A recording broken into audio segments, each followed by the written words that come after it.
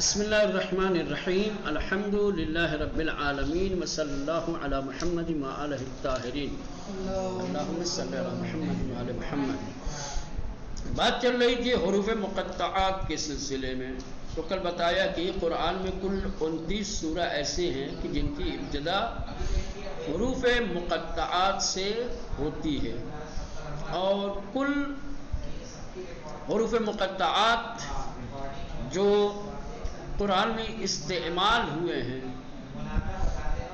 وہ 69 تھے، کتنے تھے؟ 78 78 تھے، ٹھیک؟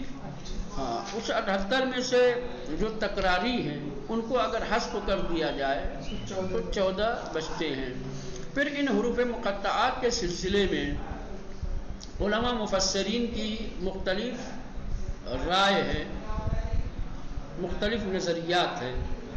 ایک نظریہ یہ تھا کہ حروف مقطعات کا تعلق متشابہات سے ہے اور ان کا علم سوائے خدا کے کسی اور کے پاس نہیں ہے، اس میں کیا حقیقت ہے، کیا راز چھپا ہوا ہے، اس سے کیا مراد ہے، کوئی نہیں جانتا سوائے اللہ کے۔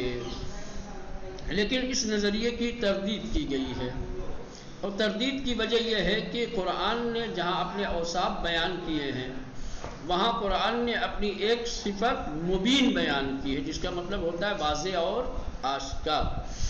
اگر واقعاً قرآن ایک واضح اور آشکار کتاب ہے تو اس میں اس طریقے کی باتیں رکھنا کہ جس کا علم سوائے خدا کے پاس، خدا کے اور کسی کے پاس نہ ہو، کوئی معنی نہیں رکھتا۔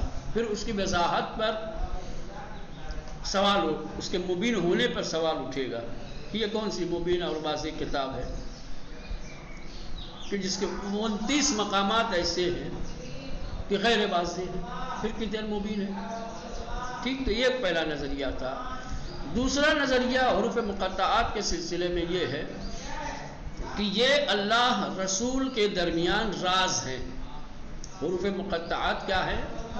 راز ہیں اللہ اور نبی کے درمیان، اور یہ خدا نے اپنے مقرب اولیاء کے علاوہ کسی کو اس کا علم نہیں دیا ہے۔ وہ بالکل پہلے والے کے برعکس وہ تھا کہ صرف خدا جانتا ہے۔ یہ ہے کہ خدا نے اپنے نبی سے اور اپنے اولیاء کے درمیان کیا ہے، ایک نیاز کی اور اشارے میں، کنایے میں گفتگو کی ہے۔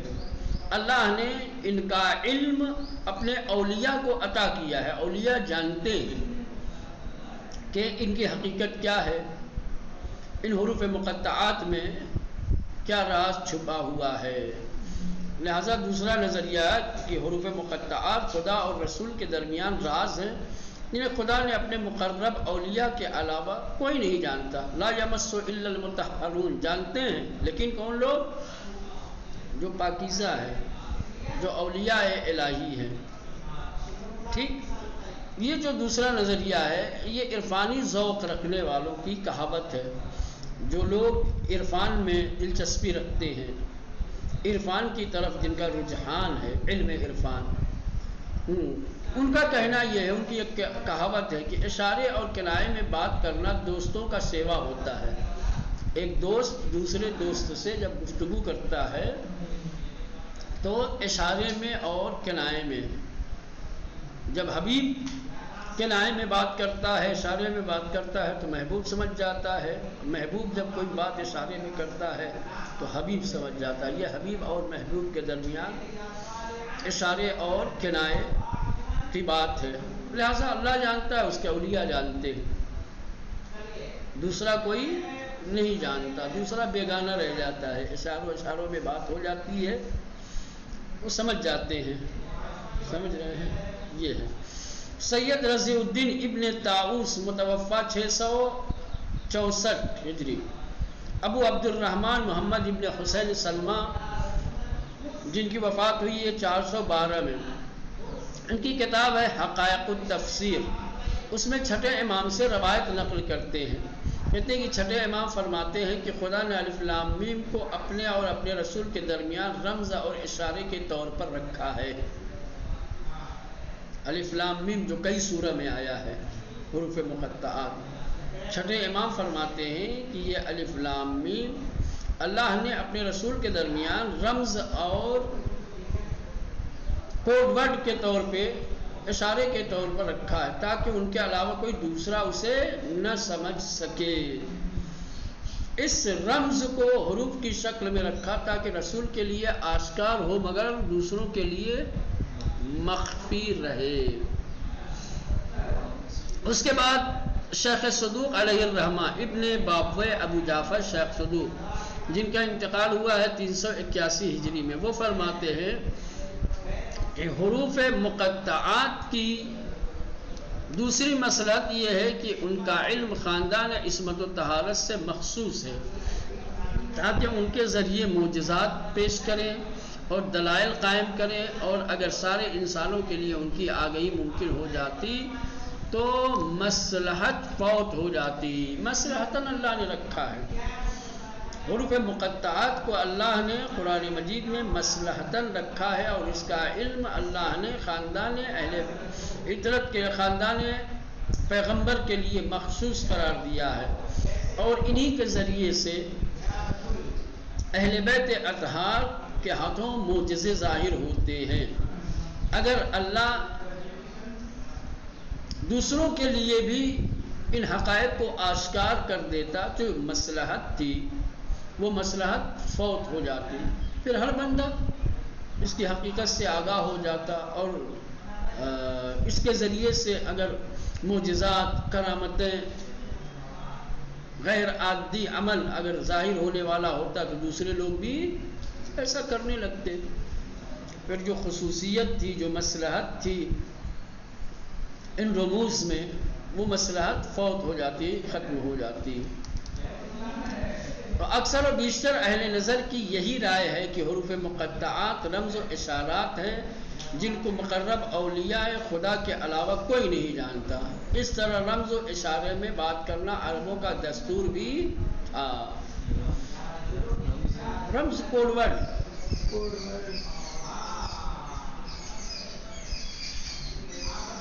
تو یہ جو دوسرا نظریہ ہے کہ حروف مقطعات کو اللہ نے اپنے اور اپنے نبی کے درمیان راز کے طور پر رکھا ہے، اس رائے کو، اس نظریے کو اکثر علماء اور مفسرین نے قبول کیا ہے، تسلیم کیا ہے. لیکن وہ جو مبین والا سوال ہے، وہ مبین والا سوال ابھی بھی رہے گا یہاں کہ نہیں رہے گا؟ وہی کہ قرآن ایک واضح اور آشکار کتاب ہے، تو حروف مقطعات کیوں نہیں آشکار ہے؟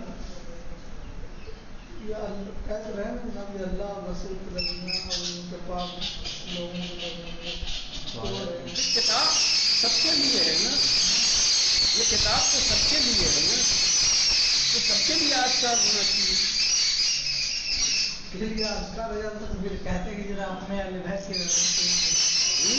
تو پھر سوال یہی پیدا ہوتا ہے کہ پھر قرآن کو آشکار مت کہو، مبین مت کہو.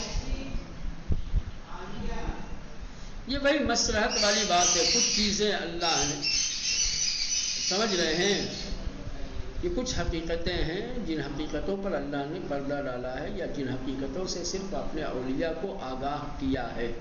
چند باتوں کا پوری کتاب سے چند باتوں کا پس پردہ رکھنا، کچھ حقیقتوں کا اولیاء خدا سے مخصوص کر دینا، یہ مبین ہونے پر کیا ہے، اشکال وارد نہیں کرتا ہے. یہ چند باتیں نہیں پتہ، باقی کتابیں تو پتہ، اس میں تمہارے سارے مسائل حل ہو جائیں گے. اور ایک یہ وہ بات ہے جو میں نے پہلے عرض کیا تھا، اس سے پہلے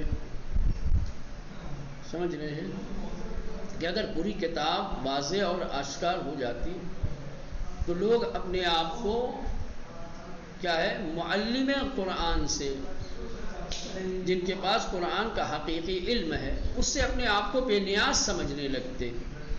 قدرت یہ چاہتی ہے کہ کتاب کے ساتھ ساتھ معلم کتاب سے بھی لوگ وابستہ رہیں، لوگ اپنے آپ کو ان کا محتاج سمجھتے رہیں. انی تارکوں فی کو مستقل ہے، تو اگر کتاب خدا ہی کافی ہوتی تو اہل بیت اطہار کا ذکر کرنے کی ضرورت ہی نہیں تھی. لیکن قرآن کے ساتھ اہل بیت اطہار علیہ السلام کا تذکرہ کرنا اس بات کی واضح دلیل ہے کہ تنہا قرآن کافی نہیں ہے، قرآن کے ساتھ ساتھ معلمان قرآن کا ہونا ضروری ہے۔ قرآن کے مکمل حقائق کا علم انہی کے پاس ہے جو قرآن کے ہم وزن ہیں، جو قرآن کے ہم پلہ ہیں، سمجھ لیں۔ اس لیے کہا جاتا ہے قرآن کو سمجھنا ہو تو اہل بیت کو سمجھنا پڑے گا، اہل بیت کو سمجھنا ہو تو بس صورت یہ دیکھا آپ نے، روایت بھی ہے، روایت کی وجہ سے بھی یہ قول مستند ہو جاتا ہے اور یہ اس قول کو پختگی ملتی ہے، مضبوطی ملتی ہے، کیونکہ امام نے بھی فرمایا ہے اس حقیقت کو کہ حروف مقطعات کا علم اللہ نے اپنے نبی کو عطا کیا ہے، یا ان لوگوں کو کہ جو پاکیزہ اور طاہر لوگ ہیں، لا یمسہ الا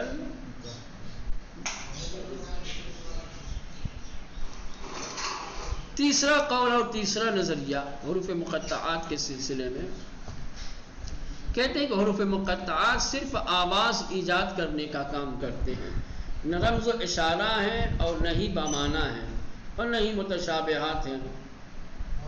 سوروں کے شروع میں ان حروف کو رکھے جانے کا فلسفہ الفاظ اور آواز کے دائرے تک ہی محدود ہے۔ تو عجیب نظریہ ہے، کون مانے گا بھائی؟ کسی بندے کی کتاب، کوئی بندہ اپنی کتاب میں حرف زائد نہیں رکھتا جس کا کوئی مقصد نہ ہو، جس کا کوئی معنی نہ ہو۔ تو خدا کی ذات کس طریقے سے ایسی کتاب کہ جو قیامت تک آنے والی نسل انسانی کی ہدایت گر ہے، اس کے اندر اس طریقے کے حروف اور کلمات رکھے گا کہ جس کا کوئی معنی ہی نہ ہو، صرف آواز ایجاد کرنا۔ قرآن آواز ایجاد کرنے والی کتاب ہے۔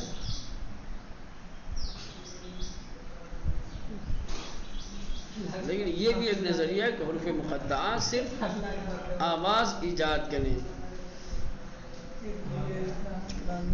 کچھ کا نظریہ یہ ہے کہ نصف حروف تہجی عربوں سے یہ کہنے کے لیے لائے گئے ہیں کہ اگر تمہارا یہ کہنا سچ ہے کہ یہ بشر کا کلام ہے اور یہ کلام انہی حروف تہجی سے مل کر کے بنا ہے، تو حروف تہجی تو تمہارے پاس بھی ہے، حروف تہجی پہ اختیار تمہارے بھی ہے، جاؤ تم بھی حروف تہجی کو جوڑ کر کے حروف تہجی سے تشکیل دے کر کے ایسا کلام لاؤ، ہے نا۔ قرآن کے معجزے جہاں بیان کرتے ہیں، کیے جاتے ہیں، کہا جاتا ہے کہ قرآن معجزہ ہے، تو وہاں پہ حروف مقطعات کو بھی لایا جاتا ہے۔ ظاہر سی بات ہے، کوئی بھی کلام ہو کسی بھی زبان کا، جو اس کے حروف تہجی ہوتے ہیں اسی حروف تہجی سے ہی کلام تشکیل پاتے ہیں۔ اردو میں الف سے لے کر کے یا تک جو حروف ہیں، آپ جتنے بھی اردو کلمات بولیں گے انہی سے ملے ہوئے، انہی سے بنے ہوئے، انہی سے مرکب ہو کر کے، عربی میں بھی اسی طریقے سے۔ لیکن ہے ایک پہلو ہے قرآن کے معجزہ ہونے کا، یہ کہ یہ حروف تہجی الف با جو ہر انسان کے اختیار میں ہے، جس کا ہر انسان علم رکھتا ہے، جس سے مرکب کر کے، جس سے جوڑ کر کے انسان کلام بناتا ہے، جو بنا کر کے لاؤ۔ ہم نے بھی انہی سے بنایا ہے۔ یہ جو حروف مقطعات ہم نے شروع میں رکھے ہیں، انہی حروف مقطعات سے، انہی حروف تہجی سے جوڑ کر کے ہم نے یہ کلام پیش کیا ہے۔ تمہارے پاس بھی حروف تہجی ہیں، تو تم بھی ان سے جوڑ کر کے لاؤ اس کلام جیسا کلام۔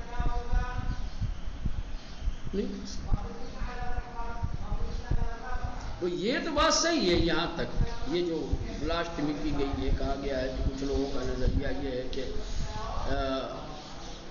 حروف تہجی اس لیے لائے گئے ہیں تاکہ عربوں سے کہا جائے کہ اگر تم اسے اللہ کی کتاب نہیں مانتے، اللہ کا کلام نہیں مانتے، تو یہ سارا کلام حروف تہجی سے تشکیل پایا ہے۔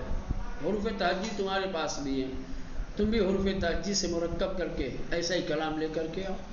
اگر تمہارا کلام اس کلام جیسا ہو گیا تمہارا دعویٰ سچ ہے، اور اگر تم عاجز رہے ایسا کلام پیش کرنے سے تو پھر تمہیں تسلیم کرنا پڑے گا کہ یہ اللہ کا کلام ہے۔ بعض افراد کا یہ کہنا ہے کہ ایسے میں تلاوت قرآن کے وقت یہ آوازیں حاضرین کو اپنی طرف متوجہ کرنے کا سبب بنتی ہیں۔ جب قاری قرآن حروف مقطعات کو پڑھتا ہے، آوازیں نکالتا ہے، تو یہ آوازیں مخاطبین کو قاری قرآن کی طرف متوجہ کرتی ہیں۔ تو یہ اس لیے ہے تاکہ مخاطبین متوجہ ہوں، لوگ قرآن مجید کو سنیں، کیونکہ پیغمبر اسلام کی مخالف جماعت تلاوت قرآن کے وقت شور شرابہ اور ہلڑ ہنگامہ کیا کرتی تھی تاکہ راستہ چلنے والے عربوں تک قرآن کی آواز نہ پہنچ سکے۔ یہ بھی تاریخ کی ایک حقیقت ہے، اس کو مانا جاتا ہے، اس کو تسلیم کیا جاتا ہے، لیکن اس واقعے سے کہ کفار قریش کی پوری کوشش یہ تھی کہ قرآن کی آواز لوگوں تک نہ پہنچنے پائے، لوگ قرآن مجید نہ سننے پائے۔ یہ حقیقت ہے، یہ ایک سچائی ہے۔ یہاں تک کہ لوگوں سے کہا جاتا تھا کہ اگر قرآن کی آواز کہیں سے آئے یا اگر کسی ایسی بس میں، ایسی مجلس میں تم بیٹھے ہو جہاں آیات الہی کی تلاوت ہو رہی ہے تو اپنی کان میں روئی ڈال لو، انگلی کر لو۔ پہلے اس کے اندر اتنی جاذبیت ہے، اتنی کشش ہے، اتنی مٹھاس ہے کہ اگر اس کی آواز تمہارے کانوں تک گئی تو تمہیں اپنا اسیر بنا لے گی، جذب ہو جاؤ۔ یہ تو واقعی ابتدا میں پڑھا ہوگا شاید، یا اگر یاد ہو تو، یا اس میں تو تاریخ کی کتابوں میں جا کر کے دیکھیں۔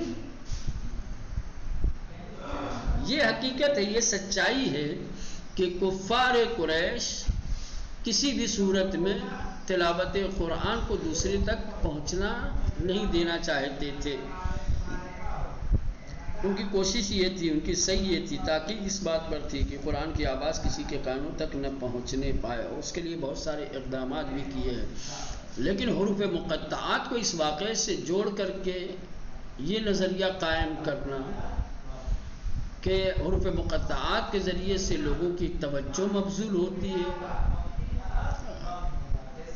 اس لیے حروف مقطعات رکھے گئے ہیں تاکہ جب حروف مقطعات پڑھے جائیں، اس کی آواز نکالی جائے تو لوگ متوجہ ہوں، اور جو کفار قریش کوشش کر رہے ہیں کہ آواز نہ پہنچنے پائے، ان کی کاٹ ہو سکے، ان کے رد ہو سکے۔ یہ تو نہیں سمجھ میں آتا۔ قرآن کا ہر حرف، قرآن کی ہر آیت، قرآن کا ہر کلمہ دوسرے کو متوجہ کرنے کے لیے کافی ہے، کیوں حروف مقطعات؟